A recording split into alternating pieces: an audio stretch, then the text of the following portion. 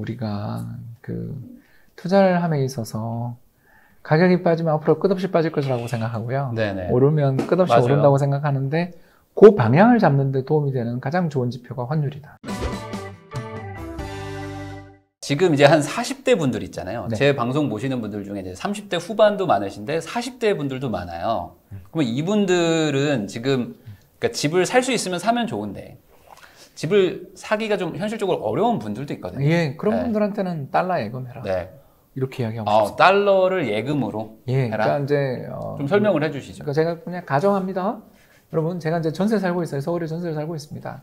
네. 3억 5천짜리 전세 살고 계시는데 한 2억 정도를 열심히 모았어요. 네. 그냥 집을 사야 되겠다. 이렇게 생각하면서 2억을 모았는데 지금 5억 3천 정도로는 서울은 도저히 너무 힘들다. 나홀로 아파트도 요새는 다 7억 넘더라. 네. 자, 이거 어떻게 해야 되나 고민을 하면서 난 죽어도 홍 박사 말이 맞는 것 같긴 하지만 이렇게까지 타이밍을 놓쳤는데 여기서 못 사겠어요 라고 생각하시는 분을 가정해보자. 네. 그럴 수도 있잖아요. 그러니까 경기도로 나가야 되는데 그건 도저히 안 되는 상황이거나. 이거는 또 아기 때문에 또 뭐 학교를 다니고 있거나 네네. 또는 그래서 뭐 또 맞벌이 부부신데 아니면 집값이 너무 높다고 생각하는 분들도 있을 수도 또 있으니까. 수도권조차도 다 따블 났으니까 네네. 못 사겠다. 자, 그런 분들 또 계실 수 있잖아요. 이건 네네. 가정입니다. 네. 저는 2억이 있다면 그 돈을 달러에 한번 투자해보면 어떠냐. 예를 들어서 그냥 계산의 편의를 위해서 지금 1130원, 40원 할 텐데 네. 계산의 편의를 위해서 그냥 1,000원이다. 1,000원이다. 가정을 하면 이분 20만 불 정도를 갖고 가실 수 있는 거죠. 그렇죠. 20만 불 정도를 투자를 해놨는데 이게 뭐 언제가 될지 모르지만 1, 2년 사이에 또 충격이 오겠죠. 네. 어떤 충격이 올지는 몰라요, 여러분. 아까 제가 이야기했다시피 저희 이코노미스트들은 잘해야 6개월, 1년이지 그 네. 2년 뒤, 뭐 1년 뒤 이건 모르시면 안 돼요. 그건 완전히 소설이에요. 그건 믿으시면 네네. 안 됩니다. 아무튼 간에 어떤 이유로든 1, 2년 뒤에 또 작년 같은 일이 벌어질 수 있잖아요. 2015년 중국이 또 뭐 할 수도 있고 사고를 칠 수도 네네. 있고 당장 2018년 환율 급등할 때는 미중 무역 분쟁으로 네. 사고가 났잖아요. 또 2011년 같은 경우는 그 이탈리아 재정 위기 음. 뭐 이런 여러 가지 일이 우리를 덮치기 때문에 언제가 오냐는 걸 물으시면 안 되고요. 네. 아까 이제 2억 정도 들고 계시는 분이 네. 2억을 달러를 사놨어요. 그때 내가 들고 있는데 환율이 예를 들어서 지금 한 1,000원 했는데 1,200원 됐다. 환율이 한 200원 올랐다. 네. 그럼 이 사람은 20% 정도 가격이 올랐을 거 아니에요. 그러면 4천만 원 환차익이 생겼죠. 그렇죠. 그걸 들고 네. 처음에 주식이라도 한번 해보라는 거죠. 내려갈 확률보다는 올라갈 확률도 아니 이제 더 그거 많으니까. 언제가 올지 모르지만 우리나라 경제라는 건요. 네. 죽었다 살았다 하는 경제입니다. 네. 편하게 이야기하죠. 지난 10년 동안, 지난 13년이죠. 13년 동안 한 해의 환율이 200원 또는 200원 이상 올랐던 해가 5번이나 있었어요. 아, 한 해에 200원이 올랐다. 예. 그러니까 네. 저점 대비 한 해 환율이 거의 200원 가까이 또는 200원 이상 올랐던 시기가 5번 정도 있었습니다. 네. 그 중에 한 번은 이제 그 김정일 국방위원장 갑자기 죽었을 때 그때 네. 원래 환율 한 번 있었고요. 또 한 번은 2008년 글로벌 금융위기 1,500원. 네. 네. 그리고 작년 1,300원. 네. 뭐 이런 여러 가지 사건들이 우리나라를 쉴 새 없이 덮칩니다. 그래서 우리나라 환율은 수시로 급등하는데 그때마다 무슨 일이 있나를 우리가 돌이켜 생각해 보시면 네. 그때가 다 주식 가격이나 부동산 중에 하나는 폭락하거든요. 작년은 주식이 폭락했고요. 2015년 그 중국 위에나 평가절하고 네네. 환투기 공격받고 그랬을 때는 주식은 그래도 잘 버텼는데 부동산이 그때 하우스푸어 사태의 최바닥이었잖아요. 15년도에. 예, 그래서 뭐 미분양이 속출했던 마레프가 미분양 나던 시절. 네. 그런 시절에 달러를 들고 있다면 이 사람은 네. 세상의 승자가 될 수 있죠. 네. 우리나라에 있는 자산은 다 빠지는데 이 사람은 달러를 들고 있음으로써 환율이 200원 올랐다. 네. 그러면 그냥 단순 계산해도 20%. 네. 환차익이 이자 빼고 네. 이 사람은 한 20%, 30% 정도 되는 수익을 거둔 상태에서 우리나라 경제가 어려울 때 환율이 뛰니까 그 달러 자산을 투자해 놓는 그런 전략 자체를 한번 검토해봐라. 그러면 여기서 제가 떠오르는 질문은 네. 지금 환율이 이제 1,100, 뭐 20원, 30원 왔다 갔다 하고 있잖아요. 거의 1,100원 뭐 내려가지는 잘 않는 상태로 지금 왔다 갔다 하고 있는데 이게 그러면 저점이라고 봐야 되느냐? 그건 몰라요. 어떻게 알아요? 여기서도 내려갈 수도 있는 더 거잖아요. 내려갈 수도 있죠. 그건 네. 그러니까 네. 제가 이야기하고 싶은 이야기가 뭐냐면 네. 저축을 계속 하세요. 아, 적립식 개념으로 예, 살아. 예. 그래서 이분이 이제 매월 네. 뭐 두 분이 맞벌이 하셔서 연 한 7천 정도를 버는 부부다. 네. 두 분 다 한 분은 4천, 한 분은 3천 번다. 네. 예를 들어 이렇게 가정하고 아기가 있다. 그래서 그 양육비로 쓰고 하면 두 분이 아무리 열심히 모아도 연 1,500밖에 못 모은다.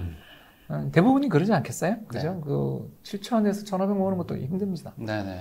1,500 정도를 모으면 그걸 매월 그러면 한 100만 원 돈, 120만 원 돈이면 그걸 매월 환전해서 달러를 사라는 거죠, 저는. 그런 식으로 사다 보면 언젠가 바닥을 잡잖아요. 네. 그렇지 않습니까? 그래서 평균 환율을 떨어뜨리면 되잖아요. 저축하자는 거니까. 그래서 20만 불 정도 된 게 예를 들어 뭐 잘해서 한 25만 불 됐다. 그랬는데 그때 환율이 1,300원 같다. 작년처럼. 네.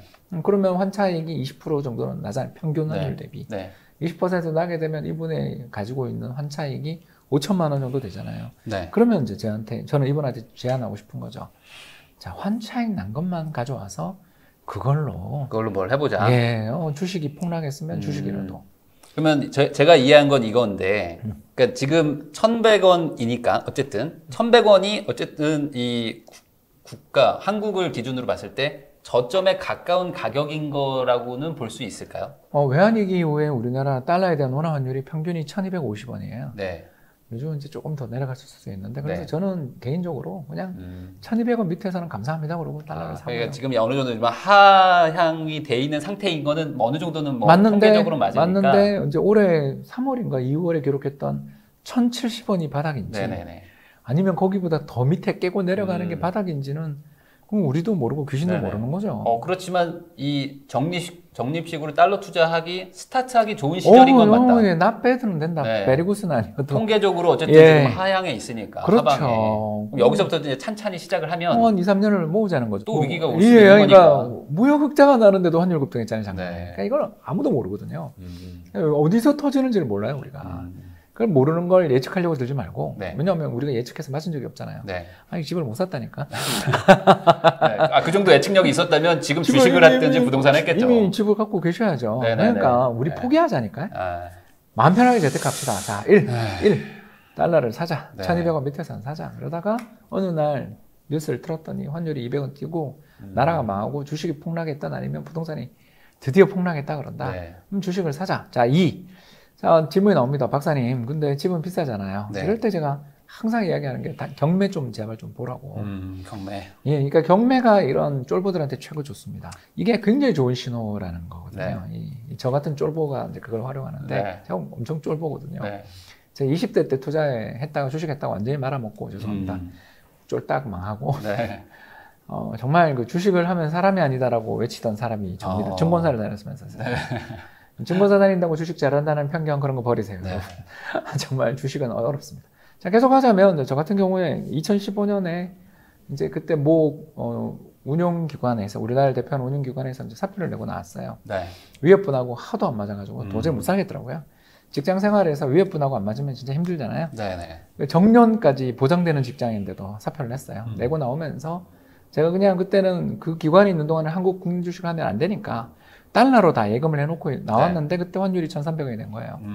그때 한 30만 불 정도 예금하고 있었거든요. 아니 그 전에 20년간 직장 생활한 걸 기억해 주십시오. 네네네. 자, 그래가지고 딱 나왔는데 30만 불을 들고 나왔는데 환율이 1,300원이니까 4억 정도 되잖아요. 환차익을 한 1억 본 거죠. 그러니까 엄청 벌었어요. 네. 야, 이거 타이밍이다. 자, 뭘 살까 하고 주식을 딱 보러 갔더니 주가가 뭐 1,900포인트이래요. 빠진 것도 없고 그 직전 고점 대비 한 10%나 빠졌나 그래요.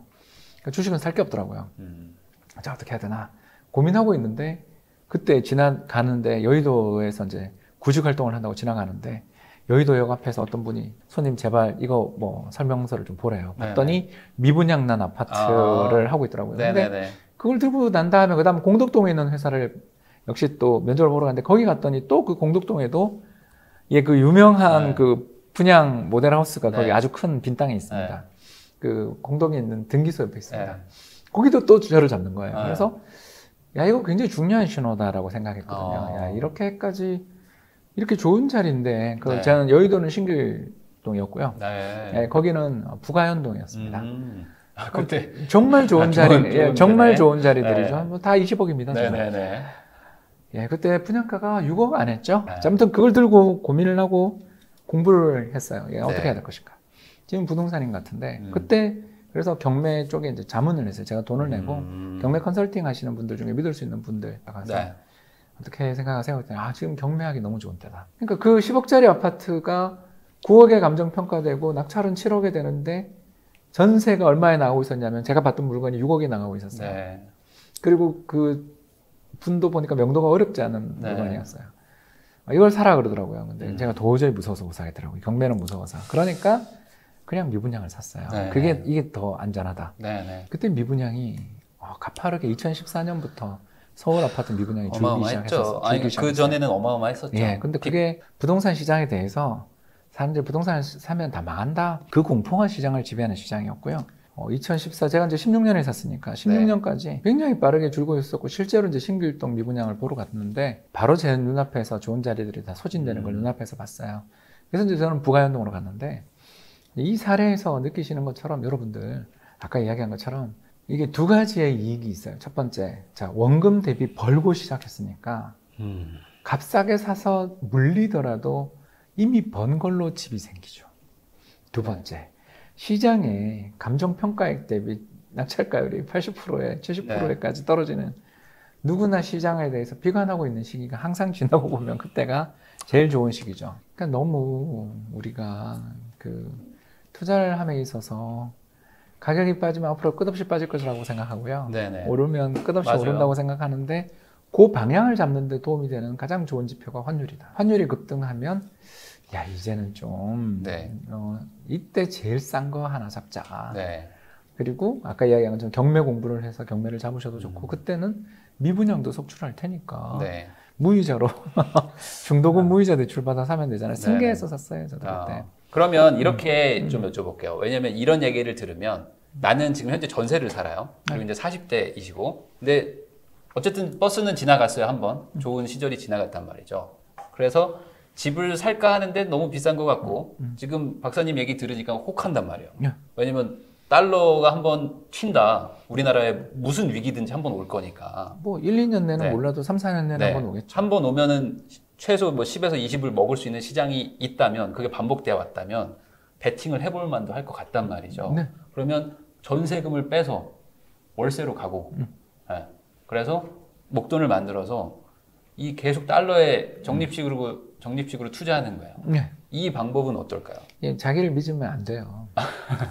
여러분 왜요? 왜 그분이 네. 아직도 집을 못 사고 전세로 사고 계시는 이유는 네. 자신감이 되게 약한 분이에요. 그리고 단타의 유혹을 좀 느끼시는 스타일들이에요. 이런 분들의 특징이 약간 팔랑귀. 저점을 잡으려는 분들. 네, 그런 것도 있고 또 아마 주식도 성과가 별로 안 좋으셔요. 이런 스타일 분들의 특징이 뭐냐면 네. 마음이 조급하거든요. 왜냐하면 집이 없으니까. 그래서 또 그걸 또 대출까지 받는 셈이잖아요. 사실 왜냐하면 네. 전세를 내놓고 월세를 받다라는 게 사실은 대출 받은 셈이거든요. 그게 그렇죠. 포지션으로 괜히 보면 이자 내는 이자를 거죠. 내고 있으니까, 네, 그죠? 네, 네. 그러면 빨리 승부를 보고 싶거든요. 근데 과연 환율이 상승했을 때 저평가된 자산을 잡는다라는 이 느긋한 전략을 저도 한 1년은 최소 제가 봤을 때 한 1년은 참아야 될 것 같은데 네. 이걸 할 수 있냐? 그러니까 본인을 너무 과신하는 전략이라는 거죠. 1,100원이 만약에 1,000원으로 내려가면 네, 계속 넣어야 되는데. 그분 입장에서 못 견디실걸요. 내가 저 홍춘욱이 말을 들은 나를 저주하면 아마 포지션을 엎으실 거예요. 그때 가서 던지니까 또 다시 올라가고. 그렇죠. 원래 그분들이 던져야 환율이 올라가는 거예요. 던져야 돼. 그분들이 던져야 그분들이 던져야 올라가는 거예요. 작년에 1,300원에 갔을 때 그때 무슨 일이 있었냐면요. 제가 이제 그날 저는 이제 삼성동에 있는 모 PB 센터에 이제 이용을 하는데 왜냐면 거기가 환전 수수료 PB 센터를 이용하는 이유는 환전 수수료율이 낮기 때문에 이용합니다. 거기 가가지고 이제 그 저를 담당하는 PB 팀장님하고 이런저런 이야기하면서 제가 이제 달러 예금을 인출하고 있었어요. 작년 3월 이야기입니다. 그때 달러 예금을 이제 몇십만 불 갖고 있는 걸 팔아서 한국 주식 살라고. 네네네. 그 삼성동에 때 아파트도 보러 다니긴 했는데 급매물도 없더라고요. 그때는 말로만 급매물 나온다 그러고 하나도 없었어요. 없었어요. 말도 안 되는 소리야. 진짜. 아우 진짜. 아유 그 설레발에 저도 속아가지고. 안 떨어졌어요 그때. 아무튼 제가 이제 계약금이 필요하니까 그렇잖아요. 주식을 사든 뭘 하든 그래서 환전을 딱 하면서 이제. 바로 이체를 시킬 수 있는 이제 OTP 카드랑 들고 그렇잖아요. 이걸 들고서 이제 그 옆에 있는 바로 옆에 있는 부동산 이제 보러 간다고 딱 환전을 1,200 한 50원, 80원 사이에 달러를 팔고 있는데 옆에 보니까 외화예금 가입하고 계시는 분들이 줄을 서 있는 거예요. 네. 이제 들어오는구나. 나라 망한다고 이제 그때 들어오는 거죠. 네네네. 근데 거꾸로 생각해 보세요. 환율이 1,300원, 1,400원 가면 수출 기업들이 떼돈을 버는데 왜 망해요? 환율이 그렇게 급등했을 때 우리나라 기업들 경쟁력이 엄청나게 좋아지잖아요. 우리나라 수출 기업 경쟁력이 말도 못하게 좋아지잖아요. 우리나라 뭐 환율 100원 오를 때마다 삼성전자 이익이 몇 조가 는다며요. 이거 좀 설명해 주셔야 되거든요. 이게 헷갈리거든요. 환율이 올라가는 게 그 회사들이 좋아지는 게. 왜 그러냐면 기업들 입장에서는 원화로 매출을 일으키니까. 예를 들어서 1조 원 정도 매출을 일으키는, 이제 예를 들어서 10억 정도 달러를 수출을 했어요. 그러면 그게 지금 환율 1,000원일 때는 딱 1조 원이잖아요. 그런데 환율 1,300이다 그러면 1조 3천이 되잖아요. 그러니까 똑같은 1달러의 물건을 팔아도 그렇죠. 그러니까 300원, 뭐 30원을 더 버는 개념이니까. 그렇죠. 그러니까 기업들이 돈이 갑자기 들어온다. 평균 영업이익률이라고 해서 매출액 대비 기업들이 물건 팔 때 평균적으로 이익이 남는 비율이 5에서 10%도 안 되거든요, 대부분. 그런데 환율 30% 오르면 기업들 입장에서는 엄청나게 경쟁력이 개선돼 있죠. 그러니 수출 기업에서 주식이 가격이 반등이 나오고 수출 기업들이 이익을 내기 시작하고 정부가 또 미분양 나고 그러면 경기 부양하고 하면서 금리도 낮춰줄 때 기업 이익이 폭발적으로 늘 텐데, 아까 이야기했잖아요. 수출 기업에 있는 한국 상위 20%의 소득 전망이 두둑해질 때 그 물건이 앞으로 계속 남아있겠냐고요. 외환 시장의 수급이 꼬여서 뭐 국가 부도가 난다 이런 걸 생각하시는데, 우리는 지금 자유변동환율 제도라 옛날처럼 정부가 그 환율을 안 맞거든요. 더군다나 그 트럼프 정부하고 약속했잖아요. 외환 시장 개입 안 한다고. 그런 상황인데 그걸 따라가더라고요. 반대로 외화예금 가입했던 사람들이 도저히 못 견디고 해지하는 데가 바닥이에요. 무슨 말인지 아시겠죠? 그렇기 때문에 이 돈은 어떤 돈을 가지고 해야 되냐? 적립 투자에 적합하고, 특히 모아둔 시드머니가 있다면 그 돈 모은 다음부터 또 더 계속 모으셔야 돼요. 그러면은 요거 하나만 더 여쭤볼게요. 그러니까 이분들 입장에서 이제 투자는 이제 적립식으로 하고 있단 말이죠. 그러면 이제 막 뭐 내려가기도 하고 올라가기도 하는데 어느 정도 이제 수익을 좀 봐요. 그러면 이제 팔고 싶어진단 말이죠. 근데 아까 말씀하셨듯이 변동성이 한 20% 정도라고 말씀하셨잖아요. 그러면 한 15%에서 20% 정도의 어떤 달러로 수익을 얻었으면 그쯤은 이제 어느 정도 좀 약간 차익 실현해도 괜찮다고 봐요. 차익 실현할 때다. 다만 이제 문제가 뭘 살지 정하고 좀 차익 실현했으면 좋겠다. 살 걸 두고 팔아야 된다. 아까 제가 이야기한 것처럼 미분양 난 거 저거를 해야지 하고 탁 던지고, 아까 또 제가 이야기했던 것처럼 작년 3월에 종합주가지수 1,500 깨지는 거 보고 달러를 털은 것처럼 뭘 살지에 대한 공부는 그 사이에 하셔야 되는 거죠. 그러니까 우리가 다 지금 마음에 도상훈련을 해야 돼요. 자, 삼성전자 저게 5만 전자라면 산다. 예를 들어서 현대차 저게 10만 원 지난번처럼 다시 깨지면 산다. 예를 들어. 우리가 알잖아요. 이제 좋은 회사. 환율이 급등하고 나면 수출 기업들이 정말 좋아지는구나. 저 회사가 저 가격일 때 저 이렇게 어마어마한 이익이 나기 직전의 상황에 주가가 그냥 그 돈을 빌려서 주식 투자했던 분들이 안타깝게도 그 손절매를 당하는 그 매물 때문에 빠진 거지. 사실 뭐 이유가 있어 빠진 게 아니었는데. 심리로 빠지는 것도 그렇죠. 많은데. 외국인이 또 환율 급등하니까 환차손 때문에 빠져나가는 거였는데. 그걸 못 견디고 빠지는 걸 살려면 또 공부를 해야 돼요. 우리나라에서 불황이 왔을 때 제일 싼 게 뭐냐? 그러니까 불황이 왔을 때 사야 될 주식들 리스트를 먼저 마음에 공부. 두 번째, 불황이 와서 다음에 이번에는 주식이 폭락했는데 다음엔 예를 들어서 부동산이 폭락할 수도 있죠. 왜냐면 너무 많이 올랐으니까. 그때 그러면 내가 최우선으로 살 아파트는 그죠, 매물이 많아야 되니까 대단지. 그리고 항상 불황일 때 사야 되는 건 로얄층을 사야 되잖아요.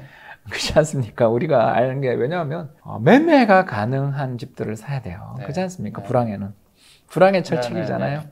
호황은 1층도 잘 되고 탑층도 거래 잘 돼요. 근데 불황에는 로얄층 아니면 거래가 안 되잖아요. 그것도 거기서 그 자리에서 우리가 얼마 깎을 수 있잖아요. 그렇기 때문에 그때는 나중을 생각해서라도 항상 어떻게 우리 투자가 틀릴 수 있으니까 어디 역세권, 어디 내가 지금 직장에서 가장 좋은 지역에 있는 여기서 한 20, 30% 조정받으면 내가 한번 해볼 수 있는 그런 단지 어디 계획을 잡고 좀 해서 달러 스위칭 전략이라고 제가 부르는 전략은 공부를 같이 하면서 하면 이게 승률이 엄청나게 높아지는. 또 하나 좋은 점이 뭐냐면요. 찬스를 놓쳤잖아요. 그냥 그대로 갖고 있으면 돼요. 달러가 어디 가는 게 아니니까. 그렇지 않습니까? 그렇죠. 내가 욕심을 너무 부리다가 1,500원 갈 거야 그러고 환전 못한 적이 있거든요. 제가 2011년에 그랬어요. 2011년에 달러를 잔뜩 들고 있는데 그때 이탈리아 뭐 재정 위기 나고 네, 막 난리가 났잖아요. 네, 환율 네. 급등하고 미국 또 신용 등급 강등당하고. 야, 그때 또 1,500원 간다고 좋아하면서 달러 들고 있던 거. 그때 원래 그 평단가가 대략 어느 정도 대여셨는데요? 1,000원에서 1,100원 사이, 1,000원에서 1,100원 정도. 아, 한 20% 수익이 났는데도 욕심이 나서. 사람이 욕심 나잖아요. 직전에 1,500원 받는데. 네. 야, 이번에 좀 더 가자 하고 넘어간다. 했는데 이게 환율 한 200원 오르고 그냥 고점을 딱 치더라고요. 아, 이런 걸 보면 우리가 알 수 있죠. 아, 사람이라는 게 매번 찬스를 하면 네. 어마어마한 부자가 되겠죠. 근데 그거는 여러분이 아직도 부자가 아니잖아요. 그러면 네. 그런 오는 없어. 네. 그래서 공부하는 수밖에 없고 찬스가 올 때 다음번에 또 살림돼. 이 전략의 좋은 점은 네. 자주 계좌를 안 쳐다보잖아요. 네. 왜냐면 달러로 환전해 두기 때문에 이게 몇만 불 되는 거면 보이지. 이게 뭐 평가액이 얼마에 일일이 계산 안 하는 한 잘 안 네. 보이잖아요. 외화예금의 좋은 점이 이거예요. 그래서 이번 안 오면 다음에 하지 뭐. 내가 달러가 쌓이고 있는데 이런 마인드를 가질 수 있는. 그래서 이걸 하기 위해서는 꼭 필요한 게 뭐냐면 공부를 하셔야 돼요. 이 전략은 달러 사놨던 환율 급등할 때 저평가된 걸 산다라는 아주 짤막한 메시지로 정리가 가능하지만 막상 실행에 옮기려면 겁이 되게 많이 나거든요. 그럴 수 있죠. 네. 그래서 아까 이야기한 것처럼 네. 처음에는 번 걸로만 투자를 한번 해봐라. 그러면 다 인출하지 네. 말고. 이거를 고민하는 분도 있을 것 같아요. 이것도 불안하잖아요. 이것도 불안하실 것 같아요. 왜냐면 달러를 산다는 것도 막 가격이 변동이 막 되니까. 왜냐면 그런 것이 걱정되니까 사실 안 했던 분들도 많잖아요. 맞죠? 뭔가 변동된다는 거에 대한 두려움을 갖는 분들이 많아서 그냥 예금을 갖고 있겠다는 분도 많아요. 예. 현금을 가지고 있고 그냥 전세금을 그대로 가지고 있다. 대출을 오히려 막 갚겠다. 예. 이런 분들에게 어떻게 이게 맞는 방법일까요? 아니 전혀 절대 반대죠. 절대 반대다. 예. 그러면 무조건 달러라도 사라. 예, 그러니까 100% 망하는 길이죠. 지금 방금. 왜 그럴까요? 왜 그러냐면 인플레를 못 이기니까. 아, 인플레가 올 것이니까. 아니, 그러니까 안 오더라도 네. 일시적이라도 뭐 1%든 2%든 네. 오는데 정책 금리는 올라봐야 뭐 1% 네. 정도인데 네. 은행에 예금에 이렇게 넣어놓고 있으면 구매력은 계속 줄어들고 네. 네. 노후에 필요한 생계비 물건값은 앞으로 느려도 올라갈 텐데 네. 그 모아놓은 돈이 아무 의미가 없어지는 그런 시기를 장기간 보낼 수 있게 될 때 결국 어느 순간 그 상대적 박탈감은 계속 오고 하다가 인내심을 잃어버리고 고가의 뭔가를 완전 질러버리는 끝물에 사게 되는. 그렇게 되는 분들이 대부분 은행 예금만 하시던 분들이 그렇게 되는 거죠. 그래서 투자를 약간 가미하자라는 게 저희 이야기인 거죠. 전략은 아까도 이야기했지만 13년에 5번이나 왔다니까요. 네. 3년에 한 번 꼴이잖아요. 맞죠? 네. 3년에 한 번도 더 되네요. 거의 2년에 한 번 온 적도 있고요. 네. 이렇게 환율이 급등하는 시기가 자주 온다라는 거고 또 약간 고수가 되신 분들, 주식 투자하신 분들은 달러 외화 예금만 가입하지 말고 그걸 갖고 제가 추천하는 리츠라든가 미국 국채펀드 같은 것들도 사둬도 이것도 또 이자보다는 더 나오잖아요. 그러니까 국내 은행 예금 금리 이런 데다가 의지하는 것보다는 달러에다가 투자하면 투자의 자산의 선택의 폭도 굉장히 넓을 뿐만 아니라 달러로 표시가 되어 있기 때문에 단타도 안 하게 되고 여기에 몇 년에 한 번씩 환율이 급등할 때 공포가 오거든요. 네. 작년 3월 생각해 보세요. 나라 망하는 줄 알았잖아요. 네. 그때 뭐 환율 뭐 1,800, 뭐 2,000 간대요. 네, 이런 얘기 다 했었잖아요. 그러더라고요. 다 그러더라고요. 네. 그래서 저도 그때 환전할 때 한 번에 다 안 했어요. 네. 한 1,200원 넘으니까 감사합니다 그러고 환전 네. 좀 한 10만 불 하고 1,250원 넘더라고요. 아유 네. 또 감사합니다 10만 불. 또 1,300원 되더라고요. 또 10만 불. 또 했더니 다시 1,250원 되더라고요. 그래서 네. 아유 또 감사합니다 10만 불. 이런 식으로 환전을 누적적으로 하면서 주식을 샀어요 그때는. 그때 한 20% 정도 먹었으면 그냥 우선 손 조금씩 팔면서 그렇죠. 저희가 충분히 분할. 먹었으니까 충분히 벌었으니까. 그뭐 꼭 고점을 잡아야 네. 선수인가요? 그건 저도 못하는데. 네. 28년차 이코노미스트도 못하는 걸 여러분 하시겠다고요? 그러지 마시고 그냥 네. 분할 매매, 분할 매도죠. 알겠습니다. 그러면 뭐 마지막으로 이런 전략도 쓰고 싶다 이런 거 다 좋은데 어쨌든 지금 노후가 좀 막막하다 이런 분들은 많아요 여전히. 네, 그리고 이제 뭐 용기를 얻어서 오늘 이제 달러 해야지라고 해도 다시 내일 되면 그래도 이거 맞나 싶은 분들이 있거든요. 그분들에게 뭐 한마디 뭐 그냥 해주실 수 있는 게 있다면. 예, 지식을 얻는데 제일 싼 방법이 책입니다. 이북도 나왔으니까요. 책 네. 한번 읽어보시면 좋을 네. 것 같아요. 저는 이런 제 컨설팅 이런 거를 들으려면 굉장히 비싸거든요. 그렇겠죠. 예. 그런데 책에 하도 답답해서 네. 또 전달할 수 있는 방법이 너무 적어서 이렇게 네네. 유튜브도 나오지만 네. 책 한번 읽어보시면서 지금 오늘 이야기했던 것의 포인트들을 한번 정리해 보시는 것도 좋고요. 예, 그리고 오늘 방송에서 거의 핵심은 네. 다 이야기한 것 같아요. 네. 우리 저 북나님이 너무 질문이 날카로우셔가지고 거의 다 한 것 같아요. 아까도 이야기했지만 기회는 많다. 네. 다만 그 기회에 대비하는 사람이 적을 뿐이다. 이 말씀을 드리고 싶습니다. 알겠습니다. 그리고 유튜브도 하시니까 검색해서 유튜브 들어가 보시면은 또 강의를 많이 해놓으셨어요. 네. 그러니까 책도 보시고 유튜브도 보시면 좋으실 겁니다. 홍춘욱의 경제 강의 노트. 맞습니다. 맞죠? 네, 많이 구독해 주시고 알람 설정도 해주십시오. 그럼 이렇게 오늘 홍춘욱 박사님 모시고 금리 인상이 어떤 영향을 미칠 것이냐, 그리고 이제 노후가 막막한 40대 분들 달러 투자 한번 고민해보자 라는 이야기 가지고 한번 해봤습니다. 와주셔서 감사하고요. 좋은 말씀 감사합니다. 감사합니다. 네.